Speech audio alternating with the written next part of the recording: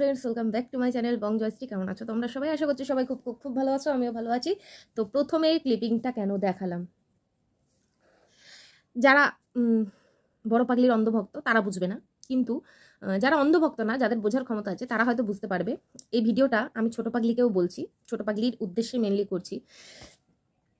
দেখ ছোট পাগলি, দেখ তোর মা বয়স তো কম হলো না, তোর মায়ের এখন নাই করে 48-49 হয়ে গেছে। চিংকি মাসির তার থেকেও বেশি ছাড়া কম হবে না, ঠিক আছে মানলাম। বাবা উনি তো বলে 32 কি 35, উনি তো সবে কালকে বেরিয়েছে, তো যাই হোক আমি 45ই ধরলাম। 47 গেলামই না, আমি 45ই ধরলাম।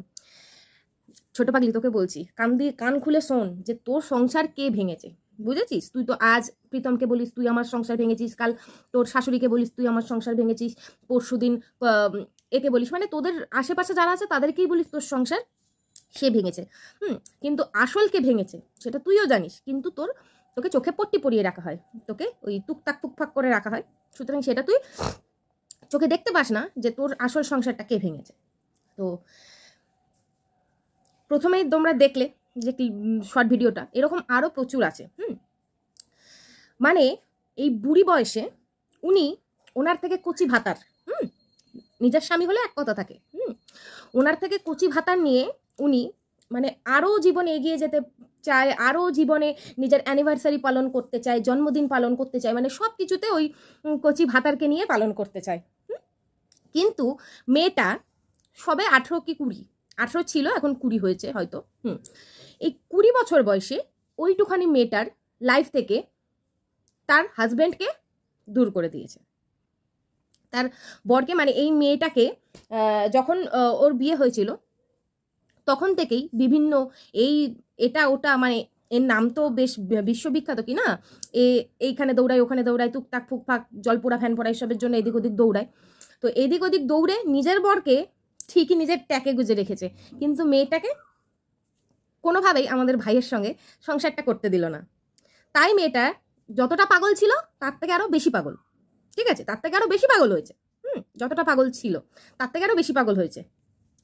তো দেখ ছোট পাগলি, দেখ এখন আবার ওই যে একটা চুন আছে তোদের বাড়িতে নতুন ঢুকছে, তোর মায়ের চামচা, ওটাকে এমনি ঢুকায়নি বুঝছো, ওটারে ঢুকাইছে তোমার মাথাটারে চিবায়া খাবে।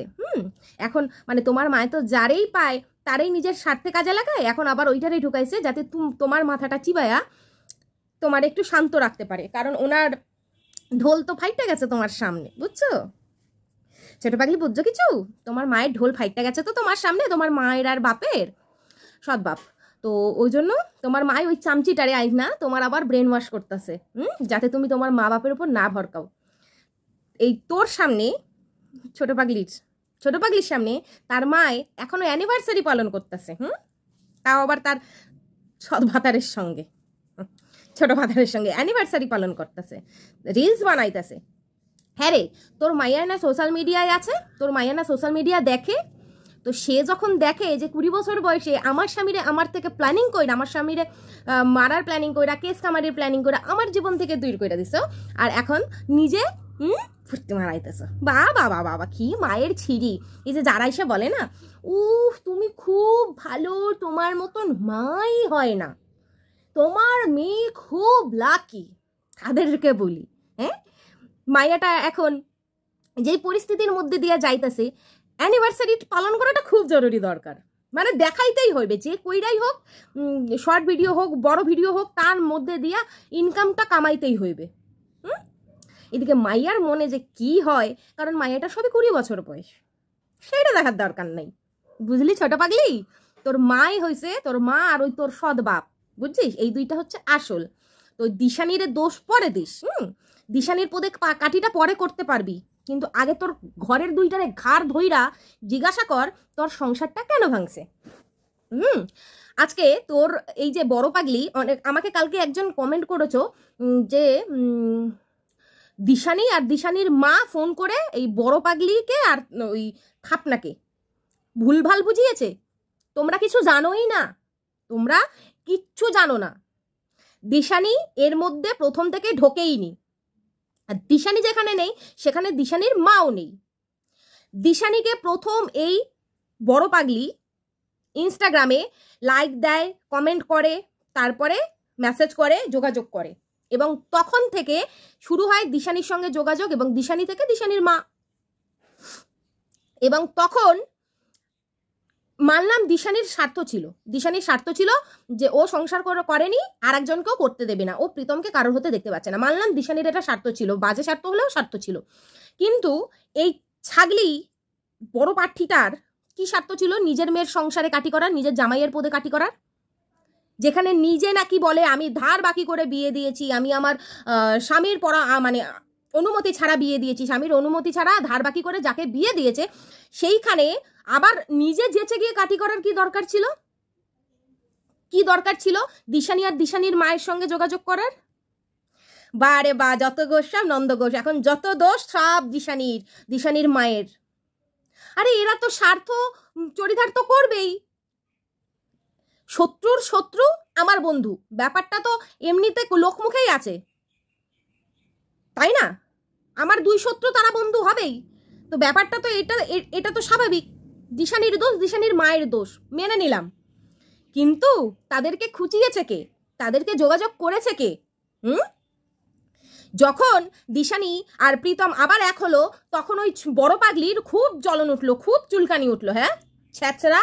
আর যখন ওই মেয়েটাকে আর ওর মাকে নিজের মেয়ের সংসার ভাঙার জন্য গুতিয়ে গুতিয়ে ঢুকিয়েছিলি ওদের সম্পর্কের মধ্যে, তখন এত বড় ছ্যাঁচড়া মহিলা ওই বড় পাগলিটা। এই জন্য ওই বড় পাগলিটাকে, আমার পার্সোনাল শত্রু ইউটিউবে কেউ নেই, আজকে যে আমাকে গালাগালি করছে কালকে আমি তাকে সেটা সামনে দেখা হলে জড়িয়ে ধরতেও রাজি, কিন্তু ওই বড় পাগলি ওইটা যা শেয়ানা, ওটাকে আমি সামনে পেলে আচ্ছা করে আগে জুতাবো। 1 নম্বরের হারামি ওই খামা চু বেড়ে ভেন্ডি, ওই বড় পাগলি নিজে সাজান কি যেন গানটা দিয়ে এটা করেছে, নিজে কচি ভাতারকে নিয়ে তুমি সারা জীবন অ্যানিভার্সারি পালন করো, ভ্যালেন্টাইন ডে পালন করো, তারপরে জন্মদিন পালন করো, সব কিছু পালন করো, আর মেয়েটা 20 বছর বয়সে মেয়েটাকে নিজের ঘরে এনে বসে তুমি গাছ গজাবা, হ্যাঁ, মেয়েটাকে বাইরে পাঠাবা আর মোটা মোটা বান্ডিল কামাবা, আর ওই বান্ডিল দেখিয়ে শর্ট ভিডিও করবা। এই ছোট পাগলিটাকে আমার এই জন্য সহ্য হয় না, ছোট পাগলিটা এমনই পাগলি যে তার কোনো কথাবার্তার ঠিক নেই, কখনো তার উদলে ওঠে প্রীতমের জন্য, কখন আবার উদলে ওঠে মা বাবার জন্য, মানে ওকে যখন যে যেরকম বোঝাবে ও তখন সেরকম ভাবে নাচবে। ওর রাগ হলো দিশানির ওপর, কেস করলো প্রীতমের ওপর, এটার কোনো মানে হয়? আর কালকে যে বড় বড় ডায়লগগুলো মারলো লাইভে বসে, আমি ওকে এখনো ভালোবাসি, তোর ভালোবাসার 108, তুই যদি ভালোবেসেই থাকিস তাহলে কেন এসেছিলি? সংসার ভাঙা, তোমার যদি নিজের চুলকানি না থাকতো সংসার ভাঙার, তোমার সংসার লাস্ট ওই কালনাগিনী যখন গেল প্রীতমদের বাড়িতে, ওই বড় পাগলি প্রথম লাস্ট যখন প্রীতমদের বাড়িতে গেল, তখনই ও মিষ্টি ফিষ্টি এটা ওটার সাথে এটা ওটা খাইয়ে ওই মেয়েকে এমন করেছে যে মেয়ে কিছুদিনের মধ্যেই আবার নিজের বাড়ি চলে এসছে, মেয়ে কিছুদিনের মধ্যেই পার্মানেন্টলি চলে এসছে।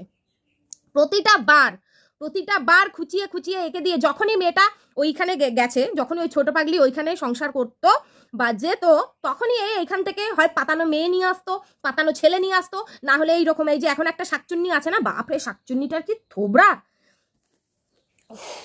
তো যাই হোক, সেটা যার যার পার্সোনাল ব্যাপার। তো এরকম এক একটা করে চামচি জুটিয়ে তাকে নিয়ে আদিক্ষেতাপনা করতো, আর ওইদিকে মেয়ে আমার মা বাবা বুঝি পর হয়ে গেল। তা পাগলি তো, এ তো মানে কোনো সেন্স নেই, ওকে যে যা বোঝাচ্ছে সেটাই করছে।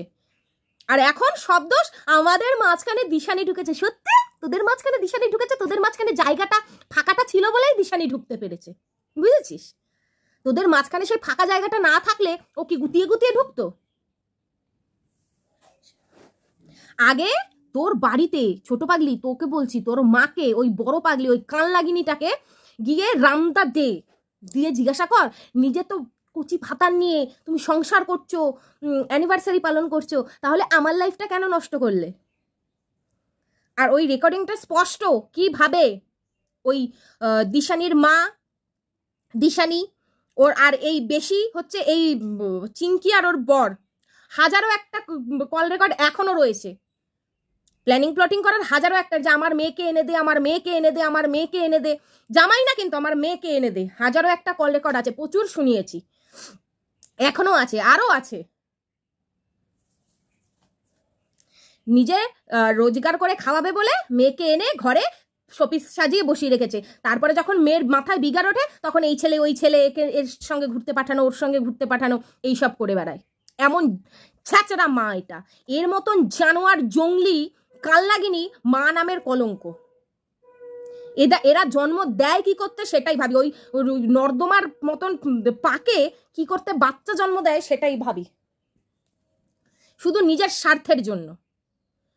যেহেতু প্রথম সন্তানকে ছেড়ে এসছে বাবার কাছে, সেহেতু তার থেকে তো কিচ্ছুটি পাবে না, কারণ সে তো মা বলে পরিচয় দেয় না। খুব ভালো করে সে আজকে নিজের মতো ভালো আছে, কিন্তু ওই ছোটটাকে নিয়ে এসে ছোটটাকে একদম নিজের মতন পাগল তৈরি করেছে। আর পাগল তৈরি করে নিজে এখনো রিলস বানাচ্ছে অ্যানিভার্সারি পালন করে, আর এইদিকে মেয়ের লাইফটাকে ঝান্ট করে রেখে দিয়েছে। মেয়েকে কাজে পাঠাচ্ছে, কখনো নাচতে পাঠাচ্ছে, কখনো কি না মেয়ে ভালো থাকবে। আরে তোর মেয়ে তো ভালো ছিল, তোর মেয়ে যেখানে ভালো ছিল তুই ভালো থাকতে দিসনি। প্রত্যেককে যখন যাকে পেরেছে তখন তাকে কাজে লাগিয়েছে, আমার মেয়েকে এনে দে, তোরা এসে থাক, আমার মেয়ের মাথাটা ভোলা, তোরা এই কর, তোরা ওই কর, আমার মেয়েকে চাই, আমার মেয়েকে চাই। কেন চাই? মেয়েকে দেখিয়ে ইনকাম ভালো হবে, মেয়েকে কাজে পাঠিয়ে মোটা মোটা বান্ডিল আসবে, সেটা নাচিয়ে নাচিয়ে ভিডিও করা যাবে।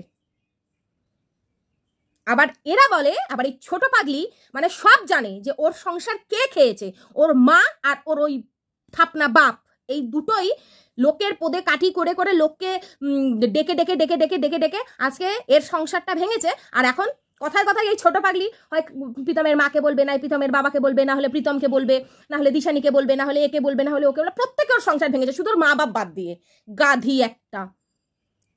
আসলে ওকে তো ওই যে বোঝানোর জন্য ওই যে একটার পর একটা চামচা ঢোকে, ওই এখন একটা আছে ওই কেলটি, এখন একটা চামচা ঢুকেছে, এত বড় ফাঁসি, এখন আবার তাকে রেখেছে কালকে লাইভে এসে খেতে চলো নাটক, মানে জোটায়ও চামচাগুলো, জোটায়ও নিজের মতন। কালনাগিনীটা নিজের মতনই চামচাগুলোকে জোটায়।